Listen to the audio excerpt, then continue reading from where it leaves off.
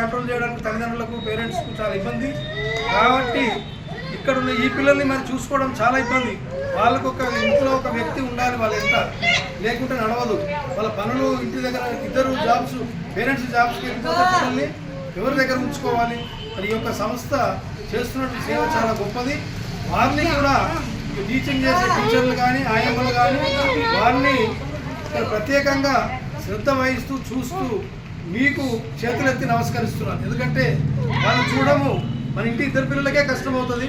ఇంతమంది పిల్లల్ని మీరు సేవ ఏ జన్మలో మీరు ఏ పుణ్యం చేసుకున్నారో ఇలాంటి సేవ చేస్తున్నారు. మీరు వచ్చే జన్మకు కూడా మంచి జన్మ ఎత్తి మీరు మంచిగా ఉండాలని చెప్పేసి కోరుకుంటూ ఈ అవకాశం ఇచ్చిన అందరికీ కూడా పాఠశాల సిబ్బందికి ప్రత్యేక అభినందనలు తెలియజేస్తున్నాను.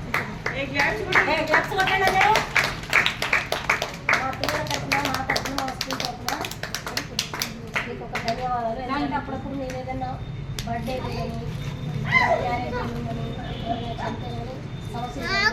సరే చిన్నగా వచ్చి పిల్లలకి కేక్ అవి ఇస్తే మా పిల్లలకి సంతోషం ఉంటుంది. ఏదో ఒక ప్రోగ్రామ్ చేసింది, ప్రోగ్రాంలో మేము కూడా పాల్గొన్నాము అనే ఆలోచన మా పిల్లలకి వస్తుంది.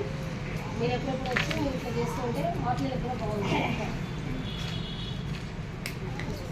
క్లాప్స్ కొట్టండి ఒకసారి.